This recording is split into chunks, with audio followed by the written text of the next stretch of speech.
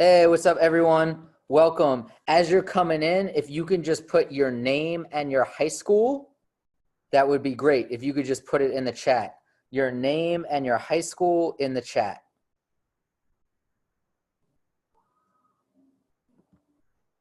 We're going to get started in like 1 minute. As you come in, though, please put your name and your high school. What's up, Josh? Welcome back. What's up, Ashton? What's up, Taylor? Welcome back. Again, please put your name and your high school in the chat. What's up, Ruby? Always declaring the transfer. Welcome to St. Francis. What's up, Rebecca? What's up, Devin? What's up, Mohammed?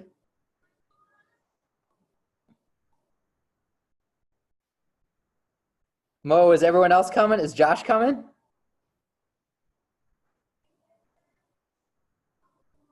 I got you. Hit him up.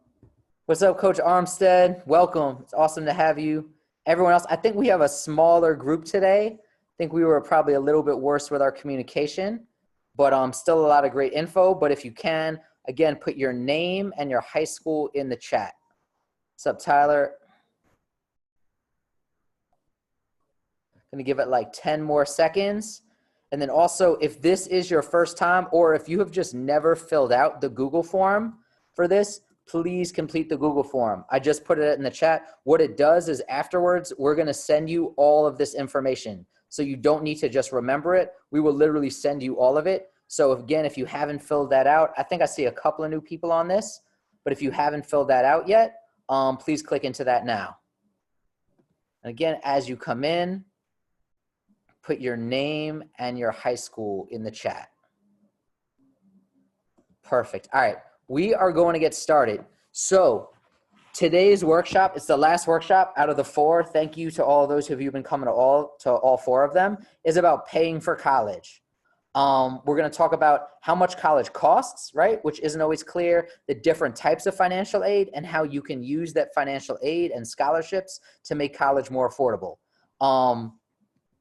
All right, reminder, my name is Yonah. You guys should know me by now. I'm not going to say all this stuff, but I'm here to help you guys with the college process and with the recruiting process as much as I can. You guys can ask me anything at any point, not just during this. I will give out my email and my phone number afterwards. You guys can hit me up at any point. We had one of the players from Riverside Impact who was just on this. He just had to run out to a family situation. He might come back. I hope so. It's Leo McCausland. He's an awesome kid, really good player from Urban Assembly School for Performing Arts in Harlem. He averaged 29 points a game this year in the PSAL. He's going to Alfred University. So he may be able to come back and kind of share his experience, or he might not, but hopefully we'll have a chance to hear from him.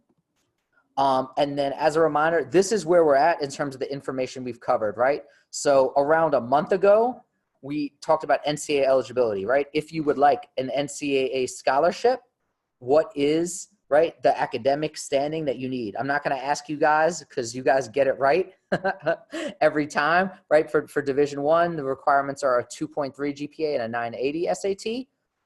And for Division II, it was a 2.2 GPA and a 920 SAT.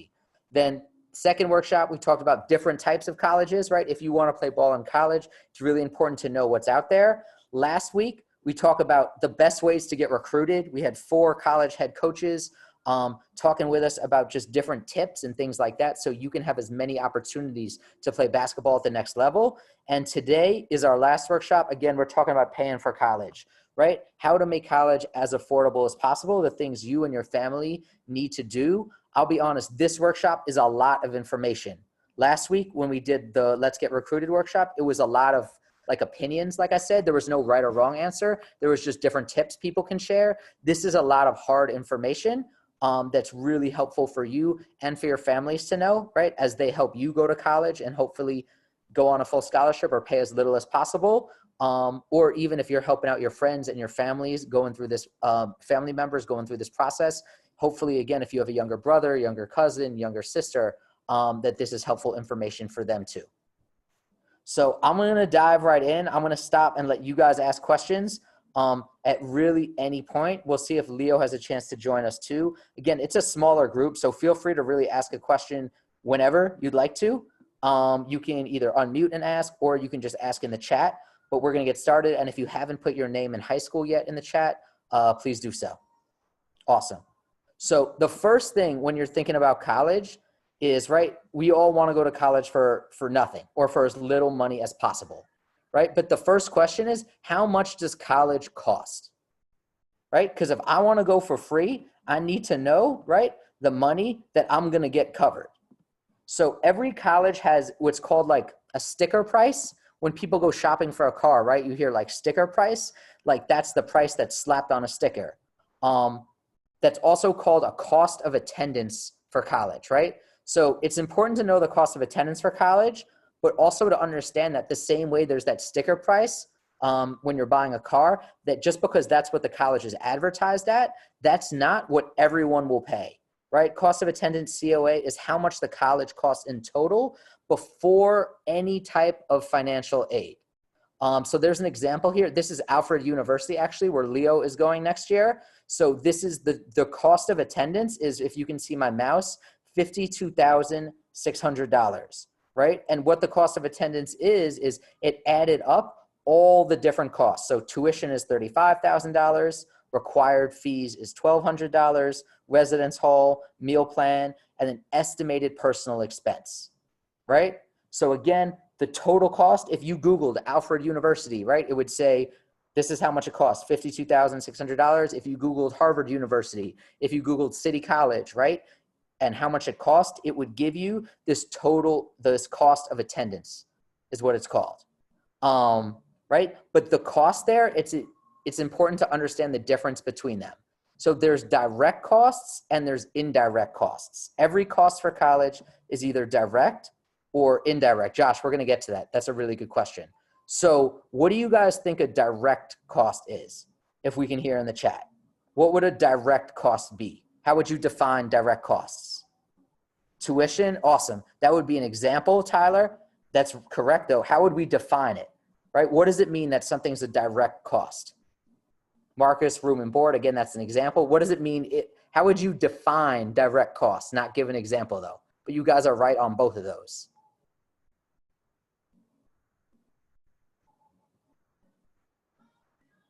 I think you guys actually know this, right? Money paid to the school. Exactly, right? That's a really, really good definition, right? So direct costs are costs that are paid directly to the college at the beginning of the semester. These costs are set and they don't change, right? So again, we gave some examples before. Looking at this on the right, what are the direct costs that we see? Right? Looking at all the costs on the right, what are the direct costs that we see? You guys can put them in the chat. I'll give you a hint. We said tuition before, right? Tuition is a direct cost. What are the other direct costs here for Alfred University? Required fees, absolutely. Resident hall, you got it, Mo. What else? Any other ones? Meal plan, perfect, right? So those are the four, right? Direct costs, right? Examples would be tuition, fees, room, meal plan. You got all of those, right? So you need everyone, right? It costs the same for everyone before financial aid. Alfred University's tuition is $35,000 for everyone. It doesn't matter where you're from. If you're from California, if you're from New York City, before financial aid, the tuition is $35,000, right? Before financial aid, the required fees are $1,200. Again, that doesn't change for anyone. This is before financial aid, right? And those are due. You need to pay that money that doesn't change to the school at the start of every semester, right?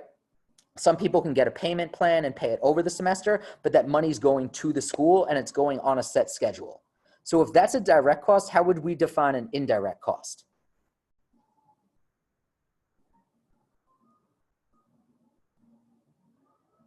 Right? If direct costs are money that is paid directly to the school, right? Nice, Josh. Josh said expenses related to going to college. Anyone else want to take a crack at the definition of an indirect cost?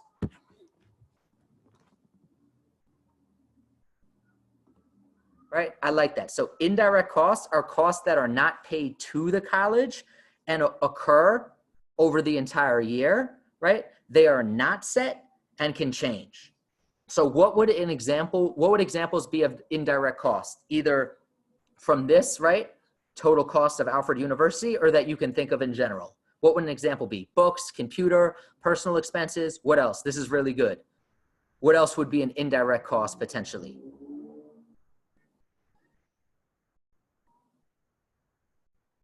Travel costs. Awesome. You guys got it, right? So different examples, travel, perfect, Mo. Different examples of indirect costs, right? You got all of them. Transportation, books, personal expenses. Personal expenses could mean anything, right? It could mean your phone bill. It could mean your computer. It can mean going out to the movies, right? Hopefully we can go to the movies again soon. So it's really important then, right? These costs can change and they're different for everyone, right? Again, if you lived right next to Alfred University, your travel costs would be low. If you lived in California and you were going to Alfred University, your travel costs would be much higher. You would have to get on a plane, right? And that money it's not paid to the college. Again, if you're taking a bus, you're paying the bus company. If you're taking a plane, you're taking the airline. So it's not being paid towards the college, and it comes up throughout the year. It's not like you need to pay for all of your bus tickets back and forth for the whole year before school starts, right?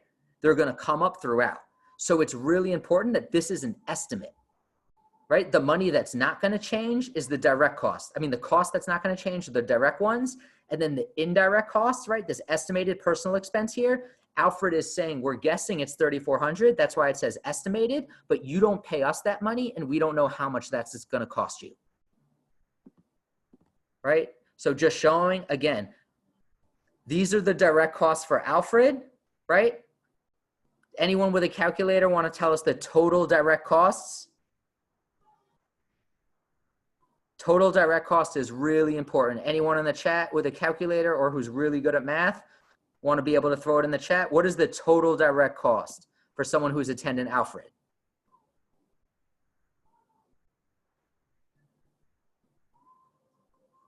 Exactly, Taylor, you beat everyone to it, right? I don't know if you did that on your head or on a calculator, but that's right, right? Marcus, you were doing that in your head around 49 G's. Exactly, 49,000, right? 200. Right? And then the estimated personal expenses are the indirect costs. So the total direct cost is really important to separate that when we're looking at how much college costs, because, right, that total direct cost is what you're actually going to have to pay.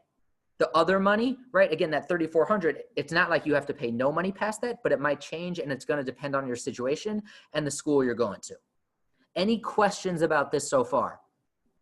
I want to just, again, we don't have as many people, so I want to make sure we're taking our time, but this is also can be a little confusing. It's a lot of different terms and numbers. Any questions so far? Please put them in the chat or on mute.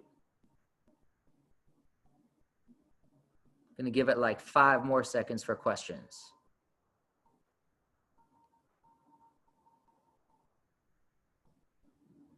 Awesome, right? So moving on to the next one. And if you have other questions, please hop in, ask me at any point, right? So now that we know what the COA, cost of attendance, or total direct cost is, very few people actually pay that full amount, right?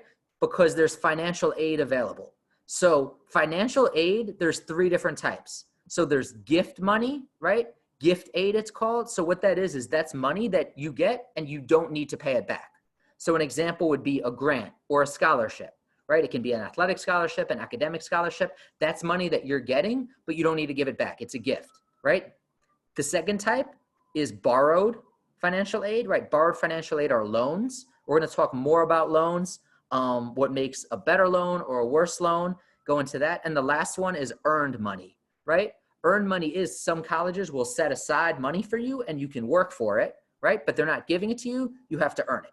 Those are the 3 types of financial aid, right? To cover these direct and indirect costs.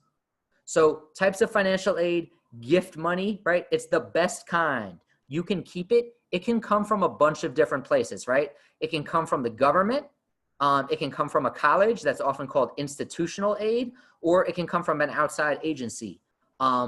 Last year, I was working at a school in the South Bronx, Bronx Leadership Academy 2. It's on the Mott Haven campus, and a girl there won a scholarship from McDonald's because she was working at McDonald's. So when I say outside agency, there's all different types of scholarships out there, right? There's scholarships for people that are left-handed. There's scholarships for Latinx female students who were born in the year 2003. Like there's all different types of scholarships that different foundations and different places are willing to give out.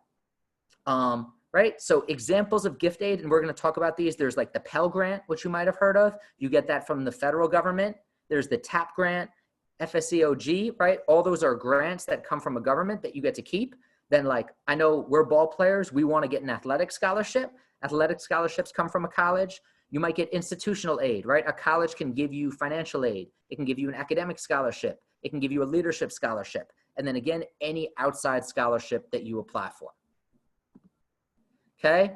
Woo! This is a lot right here. So, right, loans are not perfect, right? No one says like, I want to take loans out to go to college, but a lot of students will take them, especially if you go away for school. If you're receiving financial aid and you're going away and you want to live in a dorm, a lot of students are taking loans, right?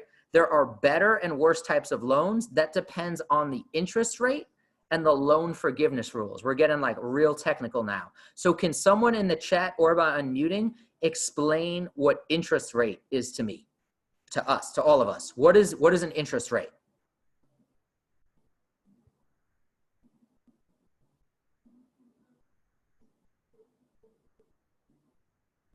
What does that mean? If you take out a loan and there's an interest rate on it, what does that mean?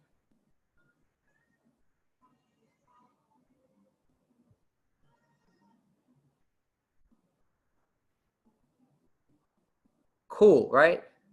What they charge you for use of their money. You guys are, I did not know all this stuff about money when I was in high school, right? So if someone, right, took out an $100 loan and the interest rate was 2%, how much money would you owe back, right? $100 loan with 2% interest. How much money would you need to pay back on that $100 loan? 102, exactly, right? So you guys got it. So the lower an interest rate is, the better, right? There's also something called, I'm not gonna spend too much time on it, loan forgiveness. Certain types of loans, for example, if you work as a teacher for a certain number of years in a public school, you can have your student loans forgiven. Ask, if you go to a public school, ask your teacher about this sometime. I'm sure they'll be super excited about it, right? So these are the main types of loans ranked from best to worst. Again, this doesn't mean that the best loans are good loans, but it means that if you're gonna take a loan, that's the best type of loan. The best type of loan, it's called a subsidized Stafford loan. It comes from the federal government, right? Government loans are always better than private loans, loans that comes from a bank. Why? Because a private loan, a bank, it's their job to make money, right? The government isn't trying to stay in business and make money in the same way. So a Stafford loan, it has the lowest interest and it doesn't accrue interest until 6 months after you graduate college, which is really important to understand. So if you're in college for 4 years and you take out that $100 loan, when you graduate, right, how much would you owe on that $100 loan through a Stafford loan? If you took out a $100 Stafford loan and then you graduated 4 years later, how much money would you owe? You guys can throw it in the chat.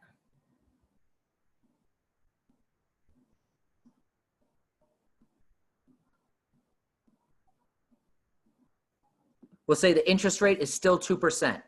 So again, you take a $100 loan in the beginning of college, 2% interest, it's subsidized Stafford. How much would you owe when you graduated? Take a guess. Again, it's a $100 loan. Exactly, right? So Marcus, you wrote $100. Josh, you wrote 102. Marcus is right. The great thing about a subsidized Stafford loan is, again, it doesn't add interest until 6 months after you graduate. So whatever, right, you took out when you graduate, that's what you owe. There's no interest on it until after 6 months. The idea being that hopefully by then you have a job, you're working, and you can start paying it back, and that's when the interest gets added on, right? The max that you can get for a subsidized Stafford loan is $3,500 a year, and it's in a student's name. That's something that's really important to keep in mind when you're taking student loans is, right, a lot of times your family might be helping you pay for college, but the loans you take are on your name. They're not on your parents' name, right? When it comes to a Stafford loan. Unsubsidized Stafford is exactly the same as a subsidized Stafford loan, except you can only normally take up to a $2,000 max, and it starts picking up interest immediately. So Josh, you'd be right on that interest if it was an unsubsidized Stafford loan, because it starts picking up the interest immediately. The subsidized Stafford loan, though, doesn't get interest until 6 months after you graduate. And this is where, like, before we get to the other two loans, when I work with students, as a general rule, I would never suggest taking more than those two loans, right? If you're taking a subsidized loan and an unsubsidized Stafford combined, that's $5,500 per year. If you're going to be in school for 4 years, that's $22,000, right? I would never suggest taking more than that, because the next two loans have much higher interest rates, right? So the next one is called a Parent Plus loan. It's from the federal government, so it has a higher interest rate. It picks up that interest immediately, and it's in your parents' name, right? Really important to remember that it's in your parents' name and not your name. So it's your parents', right? Like, they'll be the ones responsible for paying it back. And then the last thing that some people will do is take a private loan from a bank or other private lender. Those have the highest interest rate. They pick up interest immediately. I would avoid those as much as you can. That was a lot of info. You guys are picking this up quick though. Any questions about this?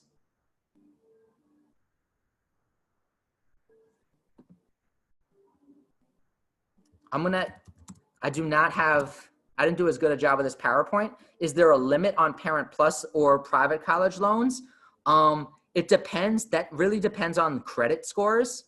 That would be like any other loan. So depending on a credit score is like how reliable someone is in terms of with their money, I would say. It's like a rating, how responsible a bank thinks you are with money. There's a limit depending on what credit score is, but some people do take, like, if you hear about someone who's taking like $100,000 worth in loans, those are likely private loans, or Parent Plus loans, or a combination of them. I'm going to put a question in the chat that I should have had on the PowerPoint.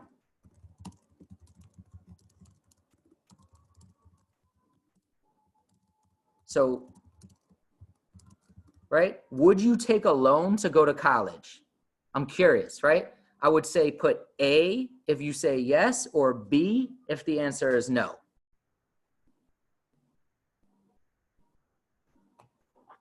Taylor said yes. And again, there's no right or wrong answer. A lot of people are saying yes. Interesting. Anyone who wouldn't?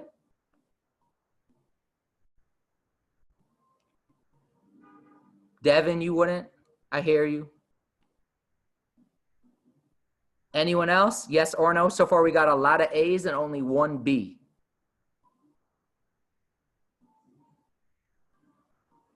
Cool, right? What I'll do is afterwards, I'm going to send you guys in the follow-up email, as long as you fill out the Google form, which I just put in there just in case. If you haven't filled that out yet, please fill it out. I'm going to send in the follow-up email what's called a loan calculator, which shows you if you're taking out a $20,000 loan, what does that actually mean, right? How much are you paying back per month? Normally, like a $20,000 loan might only mean you're paying back $200 a month. So it sounds like a lot, but it might be more manageable. And that's a decision that, again, you're going to have to make to take loans or not with your family.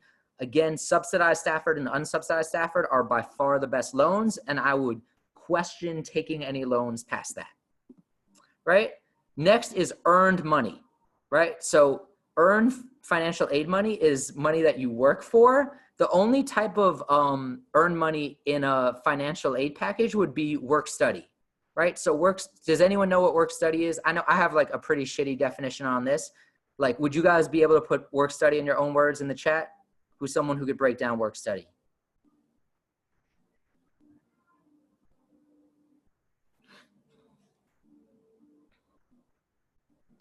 You ever heard of someone having a work-study job in college? What does that mean?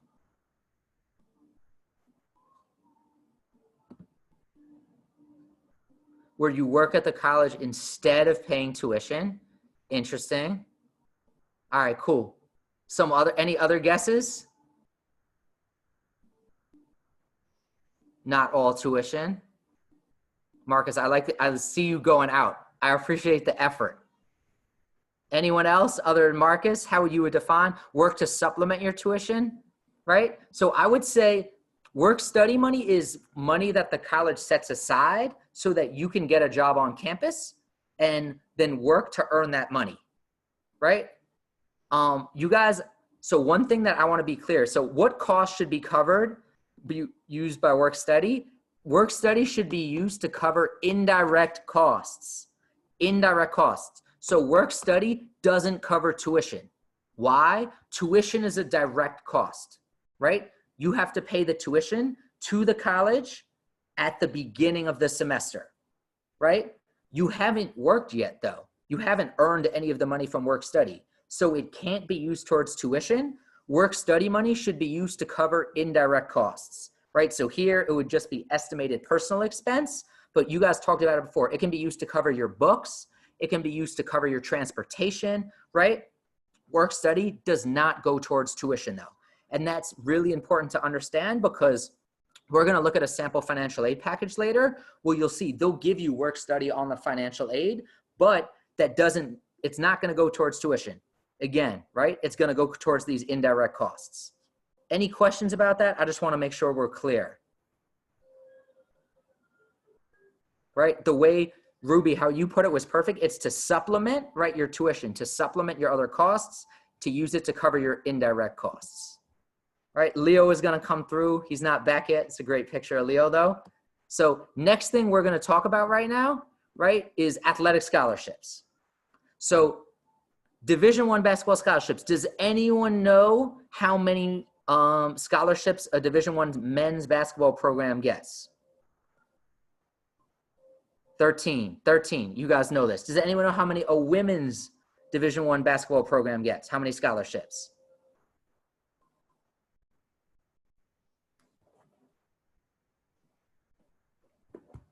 Any guesses?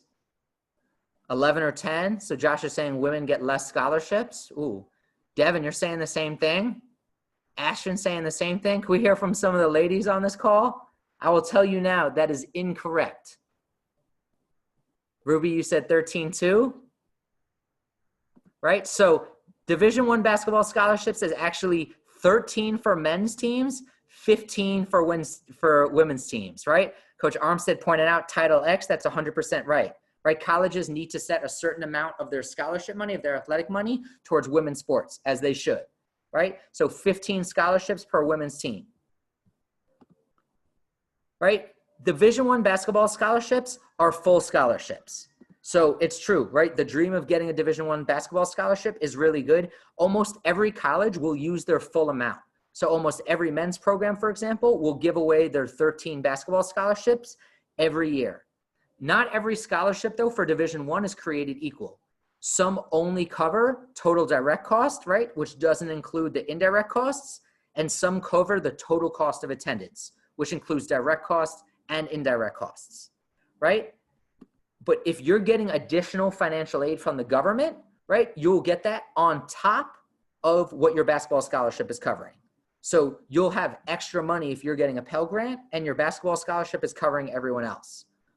You have to meet the Division I eligibility center requirements to get a Division I scholarship. Someone real quick, what's the GPA and SAT? I know you guys know it, but just for the whole group, in case there's one person who doesn't know it, what's the eligibility center requirements for Division I? 2.3, awesome. What's the SAT? 980, perfect. You guys got it. You guys are pros. And scholarships, this is also something that's really important, are only valid for 1 year at a time. Right? So if you get a Division I scholarship, you do not have a scholarship for 4 years. You have a scholarship for 1 year, and a coach can take away that scholarship at any point. A lot of colleges won't do that, right? It's a kind of messed up thing to do, but they can. And I want to make that really clear that as great as the athletic scholarship is, it only is on a year-by-year basis. Next is Division II basketball scholarships. Does anyone know how many basketball scholarships Division II can give? It's the same number for men and women. I'll give you that hint. Marcus, you said 10. Any other guesses? Ashton said 12, 10, 13 to 15. Muhammad trying to cover all bases. I see you. Right? So Division II basketball scholarships are up to 10 for men's teams, up to 10 for women's teams. I say up to because a lot of Division II programs don't offer the 10 full scholarships, right? A lot of Division II basketball programs will only offer 5 or 6 or 7 scholarships. Every college is different. The most a Division II college could offer is 10, but every college offers a different amount, and most don't offer 10. I will tell you that, right? So they're also, because let's say a Division II school only has 5 scholarships for its basketball program, what they'll do is they'll break up the scholarships. So instead of just giving 5 scholarships to 5 players, they'll give 5 scholarships to 15 players and they'll spread them out, right? And what they do with that is, right, instead of giving every 5 people a full scholarship, they'll give 15 people 1/3, right, of a scholarship. So what that means is they do what's called stacking scholarships. You guys can read it on the PowerPoint, which means they'll give you your financial aid and then they'll add the basketball scholarship after the financial aid. So for example, right, if we go back to Alfred, it costs $49,200 to go to. If Alfred was Division II school, which it's not, it's Division III, right? If you were already getting $40,000 in financial aid, then they would only give you up to $9,000 in basketball money. Okay? I want to make this really, really clear. A lot of people who are getting Division II scholarships are not getting full scholarships, right? And a school might decide, right? Again, they have this pool of money that we can only afford to give you $15,000, even if, right, that doesn't cover the full thing. So there's plenty of people paying, right, $5,000, $10,000, all different types of money, even to go to a college, even if they're on a Division II basketball scholarship. So I see a lot of people, right, all the time say, I would never go D3, right? I need to go D2 to get a scholarship, but there's times when D3 is actually cheaper than Division II, right? Because of the way the money works for Division II. I'm going to pause right here. Any questions about how scholarship money works, especially for Division II? Division I is pretty clear cut, right? It's a full scholarship when it comes to basketball. Any questions about Division II scholarships?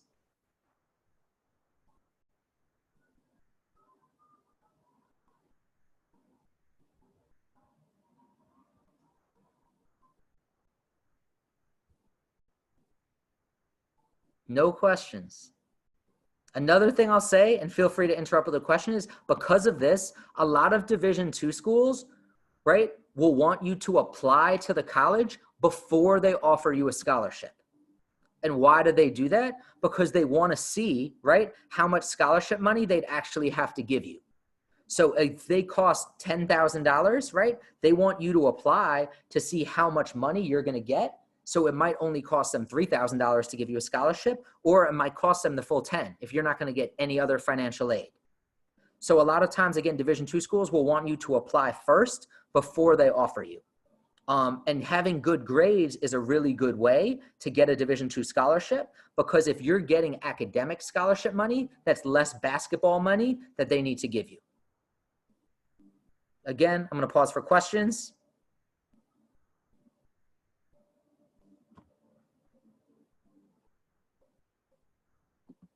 Cool. All right. Next thing, right? So we're going to go back to how much does college cost, right? And it's really important that college costs, right, there's something called a net price. Net price is actually how much you're going to pay. So before we talked about the cost of attendance, total direct cost, right? But we said most people aren't going to pay that because you're going to get financial aid.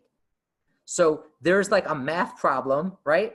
That first of all, pause. Net price is also, a lot of people define it differently. Some people include loans in net price, right? They say loans is part of financial aid. Some people include work study in terms of net price. Some people include indirect costs. Some people don't. For this, right, workshop, our definition of net price is total direct costs minus financial aid. Again, so sometimes, right, this is the equation. The total direct costs might change because they might include the indirect costs. So if it was total direct costs, right, the start of the equation would be that 49,200. If someone was including the indirect cost, it would be the 52.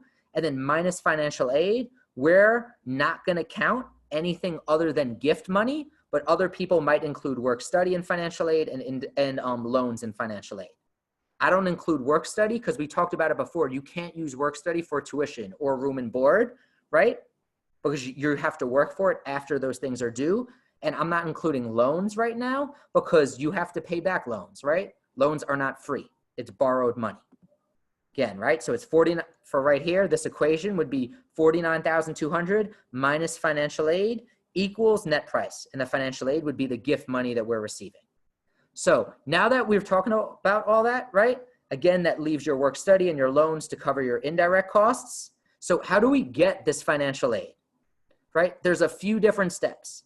You have to fill out the FAFSA. That is the biggest thing that you need to do. You cannot get financial aid without filling out the FAFSA, right? As New York State residents, we need to fill out what's called the TAP. And then you can apply for school-specific scholarships. Again, so if you know you're going to Alfred University has all these scholarships on their website that Alfred University students can apply to. So you can apply for a school-specific scholarship. And then again, you can apply to an outside scholarship organization. You can apply to McDonald's. You can apply to Riverside Church, right? 2 players on our team both got $5,000 scholarships from Riverside Church that they had to apply to, not to FAFSA, not to a college, but to Riverside Church. They had to get interviewed, fill out an application, everything like that, right? So the first thing I want to focus on is the FAFSA. The FAFSA is really important. It's also really, really complicated, right? So the way I describe it, it's like a giant calculator that the government uses, and then they pass the information from the calculator to every college, right? The information you need from your FAFSA is your parents' taxes 2 years before you graduate, which can be a little confusing. So if you're in the class of 2021, you'd be using your parents' taxes from 2019. The class that's graduating right now, 2020, Leo's class, is using, right, their parents' taxes from 2018, right? When you go to do a FAFSA, you need to make what's called an FSA ID. An FSA ID is like your identity to use FAFSA.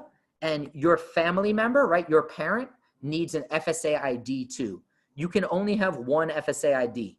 So that's really important because if you have an older sibling that's in college, your parents probably already made an FSA ID, so they need to remember it or reset their password for it. They can't make a new FSA ID. The FAFSA opens each year on October 1st, and every college that you're applying to, you need to add to your FAFSA. So that's how the colleges get that information from the government is you add a college to a FAFSA. It's one of the parts of the FAFSA, right? Any questions so far? I'm gonna stop for questions a lot because the FAFSA sucks and is complicated, but is super important. Any questions so far? What's up, Josh, by the way? I see you representing ICE.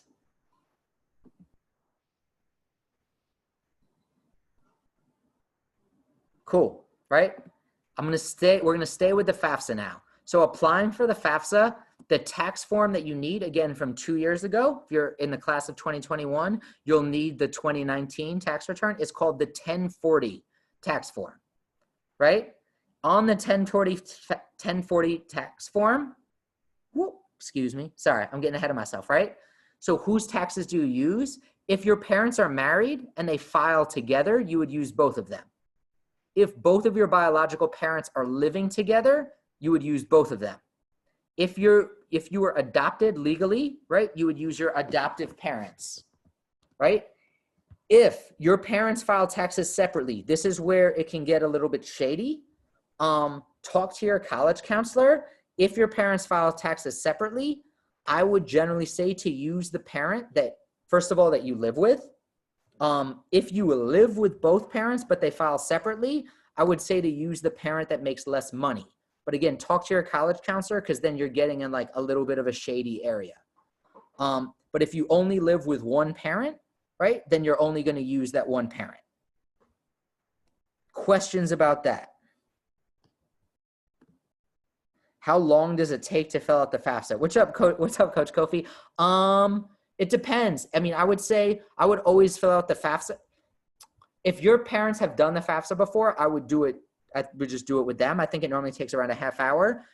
If they've never done the FAFSA, I always think it's good to do it with a college counselor. I probably help 100 people with the FAFSA every year just because it's complicated and you want to make sure that you're doing everything right and that you're also getting yourself as much financial aid as possible.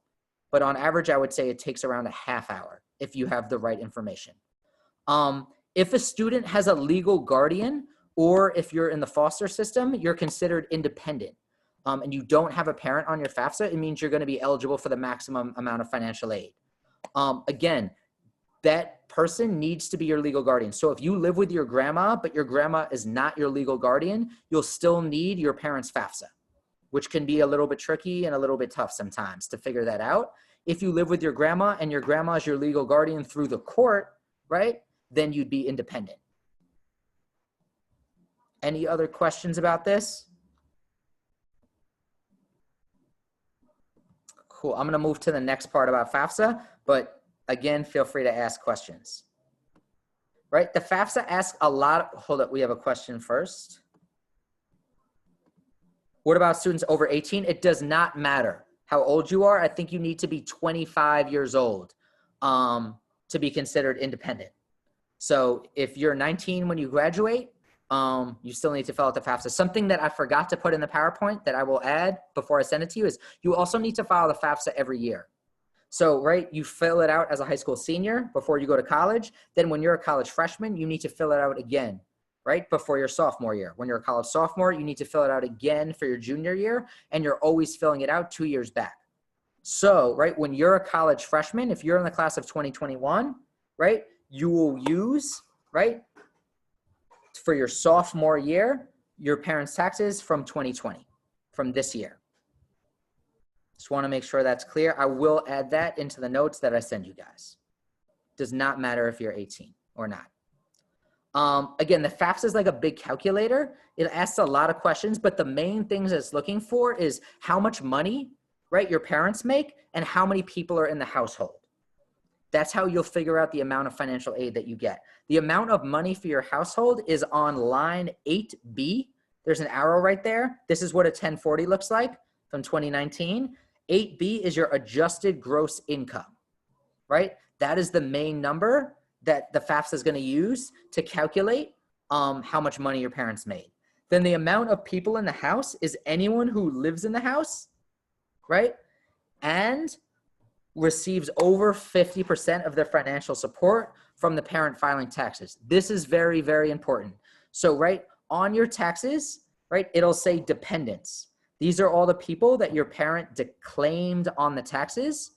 But if there's someone else living in your parent's house and they provide over 50% of the financial support for them, even if they're not claimed on the taxes, you can add them to your FAFSA. I'm going to say that again, right? Just because someone isn't claimed on your taxes, if the parent is providing over 50% of their financial support, you can add them to your FAFSA. And that's super duper important because the more people on your FAFSA, the more financial aid you're going to be eligible for.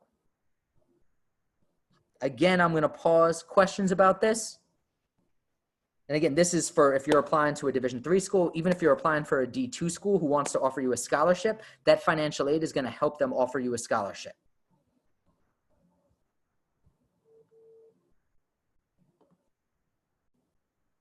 Awesome, right? So after you finish the FAFSA, right, it's going to say processed, right? It takes normally 2 or 3 days to process it, and you're going to get what's called your student aid report, your SAR, right? Your SAR, it's going to tell you how much Pell Grant you can get, right? Your Pell Grant is good for any college. It's worth up to $6,345. That's the most you can get from a Pell Grant.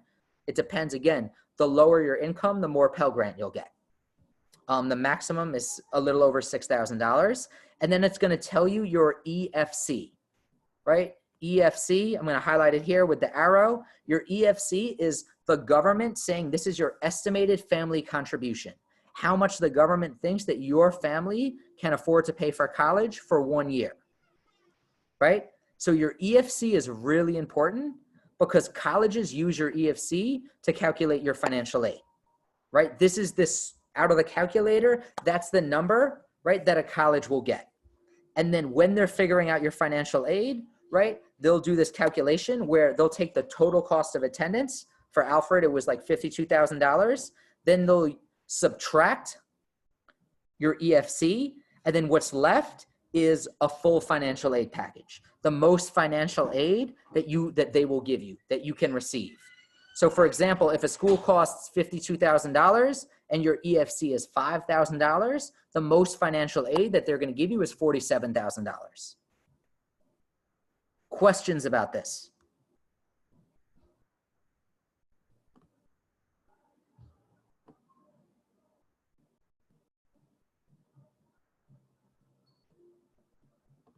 Okay, if you have questions, please ask. Again, this is a lot of information. I'm going to send it to you afterwards. After you do FAFSA, right, we live in New York State. The first thing you want to do after FAFSA is you want to do your TAP. There's actually a button you click after you finish FAFSA that says, take me to my state financial aid, takes you right to TAP. TAP is for if you're a New York State resident and you're going to a college in New York State, you can get TAP, right? So again, if you're going to a CUNY school, a SUNY school, or a private school, as long as that school is in New York State, you can get TAP if you're a New York State resident. The most TAP that you can get is $5,165. Okay, again, it depends. The less money, the less income your family shows on the taxes, the more TAP you'll get. And again, I want to be clear. So if you're getting full FAFSA and full TAP, you're getting $11,500 for free for any college in New York State. Right? The tuition for a CUNY, we talked about this like 3 weeks ago, is $7,000. So if you're comfortable staying in the city and you're getting full Pell and full TAP, you're getting more financial aid than the tuition. You're going to get what's called a refund check, right? Which means you go to college for free and then you're going to get a check with more money that you can spend on indirect costs, on a Metro card, on books, on things like that. So that's why it's so important to fill out your FAFSA and fill out your TAP. The TAP uses a different tax form. It's called the IT-201. I have a really blurry image of it here. But the FAFSA uses the 1040. The TAP uses the IT-201.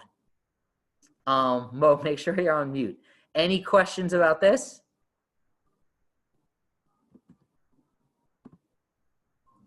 It's free only if you attend CUNY. Well, it could be free, but CUNY has the lowest tuition. So as long as the tuition for a college was less than $11.5 thousand, right, you would be able to cover tuition for free, right, getting full Pell and full TAP.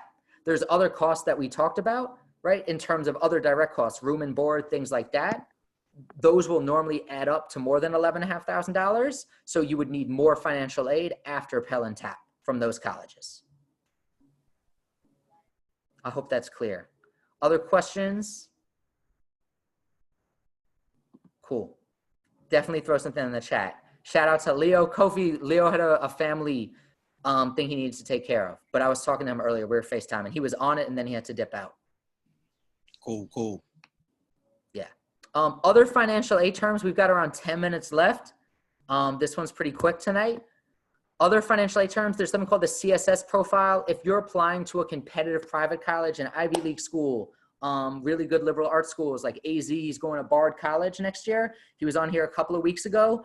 They will ask for something that's called the CSS profile. It asks you for way more information, way more information. Verification is something that it's just an important term to know. So what a college can do is they can like ask you for verification. What that means is they're asking you for proof. So even though you filled out the FAFSA, you entered all your information to a calculator, right? They can say, hey, we chose you for verification. Verification looks a little different at every college, but normally it means sending them a picture of your taxes.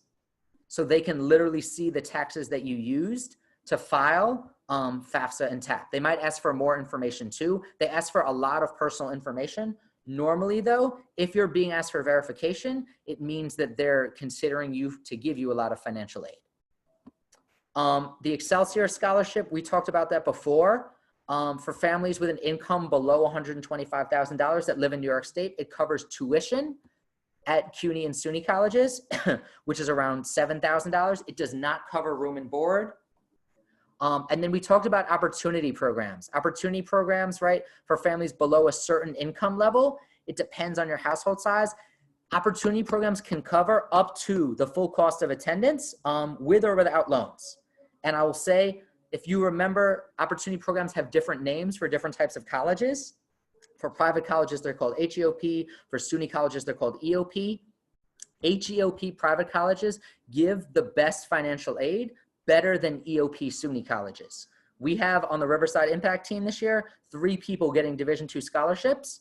They're not all full, but most of them are more than full from the Division II scholarships. But the best financial aid package any one of our players is getting is going to a Division III private college through HEOP. They're getting a refund check back, and they have no loans their freshman year. So it's really important, right, that you're filling out this information. And that's why it's so important to get the household size right on the FAFSA, because whether or not you're eligible for opportunity programs depends on the household size on your FAFSA, not on your taxes, but on your FAFSA. Questions about any of these?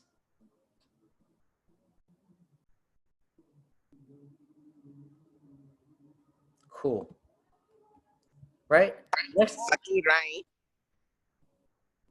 Was that, sorry, Josh, I think you unmuted for a second. If you have a question, feel free to unmute or throw it in the chat. So this is reading a financial aid award letter. So what I'm going to do is I'm going to, once I email you, right, this information, I'm going to send you what's called a paying for college calculator. So what this calculator does is it lets you type in all the costs, right? You see Alfred's on the right, total direct costs, right? Indirect costs. And then it lets you enter your different types of financial aid. And then it tells you, right, how much you need to pay. So this is, right, 31 is the most important, the one we're looking at now, your net price. So this would be if someone was getting full Pell and full TAP, right, they're getting $11,540 in gift money. So if that was subtracted from the total direct cost, this is how much more financial aid they would need, or this is how much they'd have to pay. Again, I'm going to send you this calculator. You guys can use it. But this is what a financial aid award package looks like. It's very confusing because they add up the gift aid, the borrowed money, right? The borrowed aid and the earned aid, and they add it all together when really they should be separated. So looking at this financial aid package, you guys can use your calculators, use your phones, do math in your head. How much gift money is included in this financial aid package? Going to give you guys a second, and then you can throw your answer in the chat.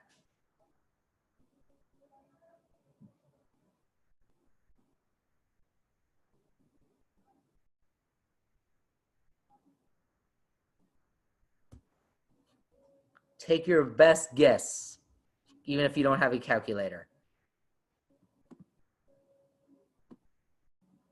Worst thing that happens, right, is that you get it wrong, which is okay. That's how we learn. How much gift money is included in this financial aid package? Got a guess of $43,795.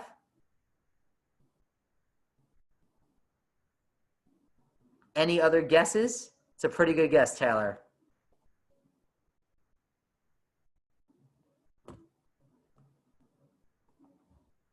Gonna wait for at least one more guess.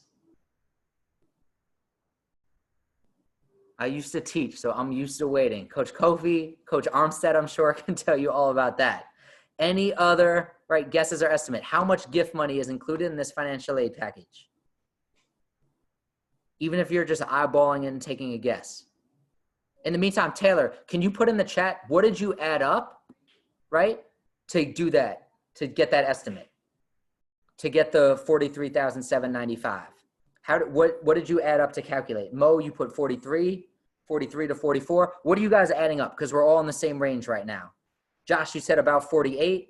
Can you guys type in the specific things? What are you guys adding up to get this number, right? So definitely the Pell Grant. We know that. What else are we adding?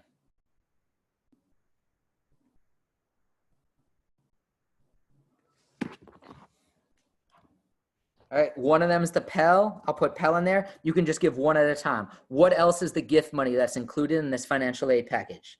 College grant, NYS HEOP grant, right? Yep, the HEOP grant. Exactly, and the assistance program. So you guys got that 100% right. So if you add all of those up, right? If you add up the Pell, the SEOG award, the tuition assistance program, which is TAP, right? That's what TAP's an abbreviation for, the college grant, and the HEOP grant, right? You would get $48,000 $359. So that's how much money, right, this student is getting for free. They don't need to pay back for 1 year, right? And you can see they got HEOP, and that's part of the reason that this financial aid package is so strong. Okay, how much borrowed money is included? You guys can throw it in the chat. How much borrowed money is included in this financial aid package?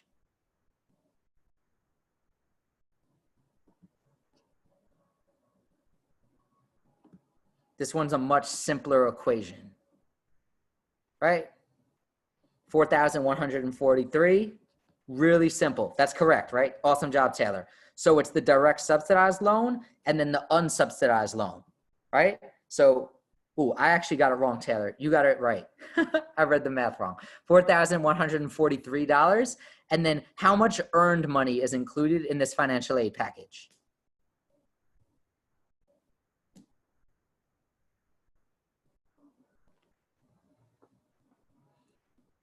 $1,500. Yeah, you guys all jumped on that. That's 100% right because of the work study. So what can be a little confusing is this financial aid award package, right, says you're getting $54,000. But it's really 3 different types of money that add up to $54,000. And you can see, right, the budget, where it says budget here is how much the college costs, cost of attendance, including indirect costs. And then the EFC for this student is $643. So when they did the FAFSA, it said, hey, right, your family can afford to pay $643 for 1 year. So then they sent that to all the colleges. They sent that to this college. And then the college gave them a full financial aid award package. Right? Actually, they didn't. They gave them better than a full financial aid award letter because they gave them their EFC as an unsubsidized loan. So someone could reject the unsubsidized loan and just pay that, and then they'd still get the rest of the cost of attendance.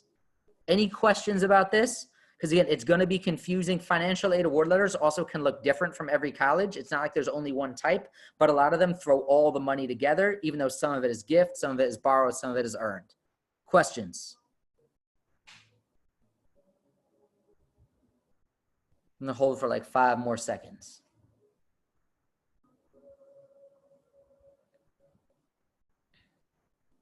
Cool. All right. Chance for final thoughts for Leo. Instead of it being Leo, because Leo's taking care of some family stuff, any final thoughts from other coaches on this call who have helped students? I don't know how involved you've been with financial aid, either Coach Kofi, Coach Armstead, or Coach Tone. You're doing a great job demonstrating the financial aid packaging. I've had to deal with it in a minor issue, and you've broken it down as best anybody could, so I appreciate that. Some things that I didn't even know, so thank you very much. Okay, thank you, Tone. That means a lot. Tone's been doing this a long time, so that means a lot. Anything else, not to put you on the spot, Coach Kofi or Coach Armstead, any other thoughts when it comes to financial aid? So Leo actually played for me. So I know as student athletes, sometimes we get overwhelmed with the process and we leave these little details, or what we seem as little details, for later. This is something that if it starts October 1st, you have to start trying to gather up all your materials and make sure that this is something you try to take care of sooner than later, in the event that you're missing some kind of information, or you're waiting for some kind of information. Don't wait till the last minute to get on top of it, because the sooner you start on it, the more you can double check and refine and make sure that you have everything that you need. This is a super important part, unless you're rich.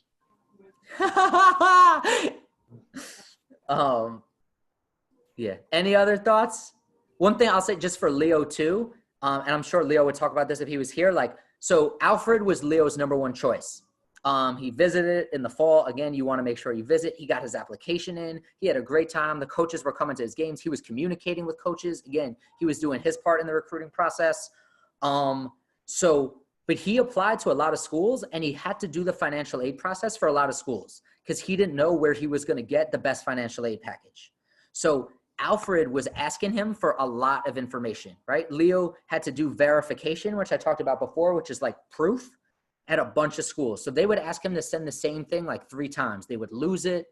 Like they would need it signed where he sent it the first time, but there was no signature on it. And it was really frustrating because they were asking all this stuff, but he needed to stick with it. And he was doing it at multiple schools and it worked out great. Leo got accepted with great financial aid packages from a lot of schools, including Alfred, which was his number one choice. So he's able to go there with, again, a really amazing financial aid package. But like, it's so easy to get frustrated because it's all these little details and it's asking you for really personal stuff, right? Like this is a stranger asking you for like your family's most personal details, which I mean, is not even right really, but it's how financial aid is. So like, if you're serious about playing at the next level, it's not just about, again, working on your game or, you know, putting a highlight tape together. It means being really serious about the financial aid process too. And not being afraid to ask for help. So this is not something by any means that you should be trying to undertake on your own. Seek out support from college advisors. If you're in the program, make sure you talk to people in the program that can support you, definitely your parents. Don't try to do this on your own because it's not going to happen. It may not take a long time to actually do the FAFSA, but it takes a long time to make sure it's done correctly. Yeah, that's a great point. I'm going to finish up with some next steps and then we can have time for any questions or thoughts too.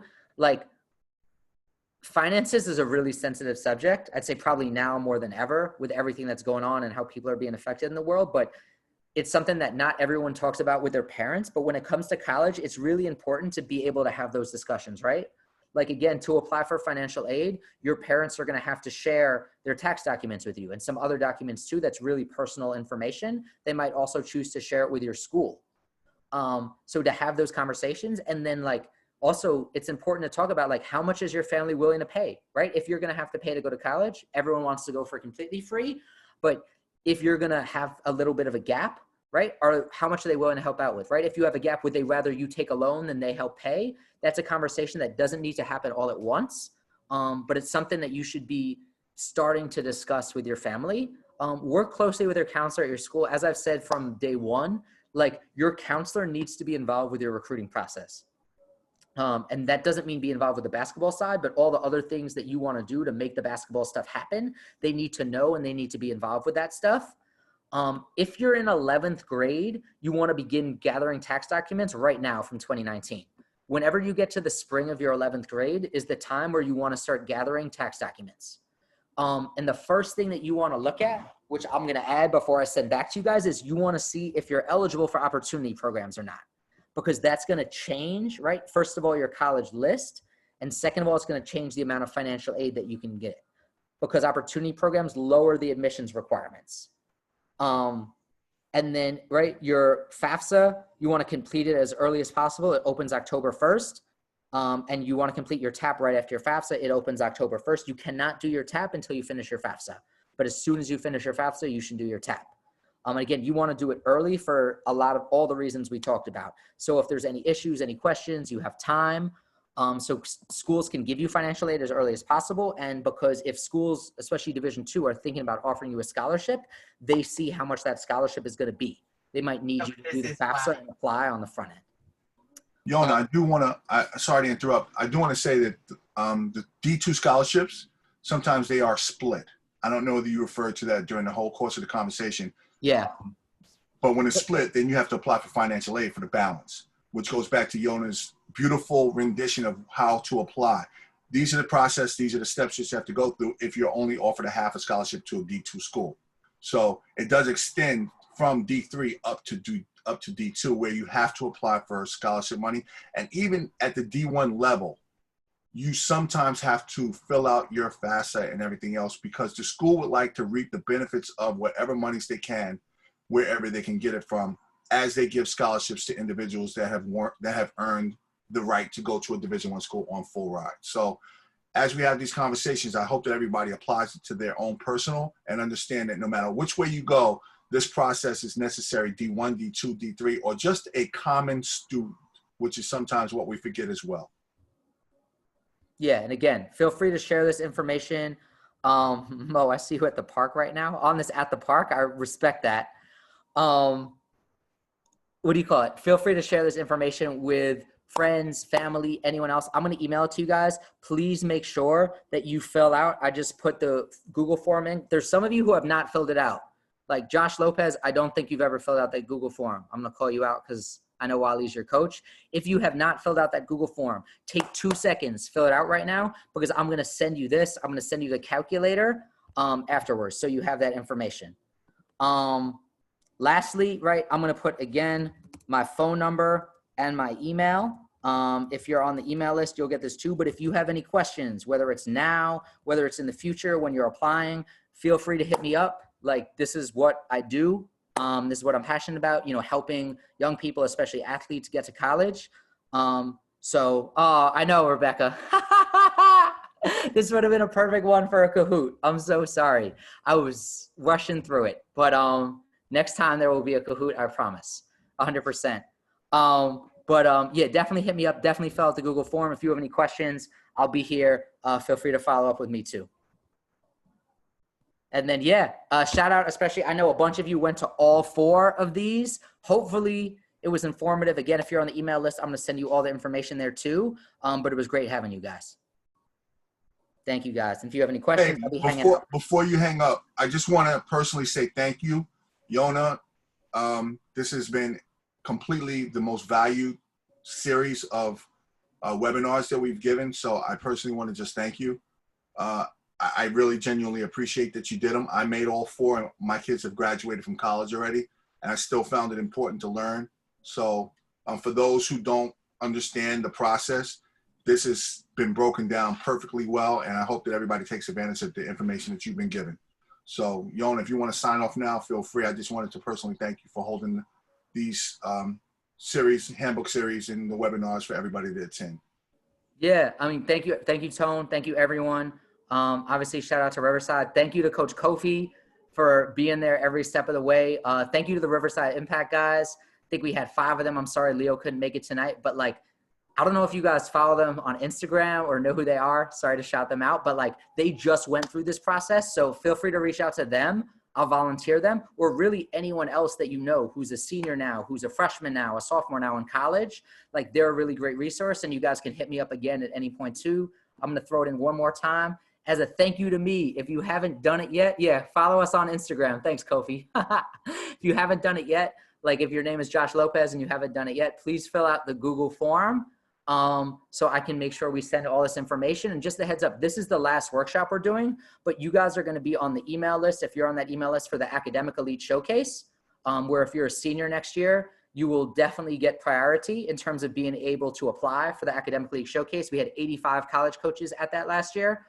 And also just get more information about workshops that are coming up in the future. So please, follow Riverside Impact, like Coach Kofi said, and add yourself to that email.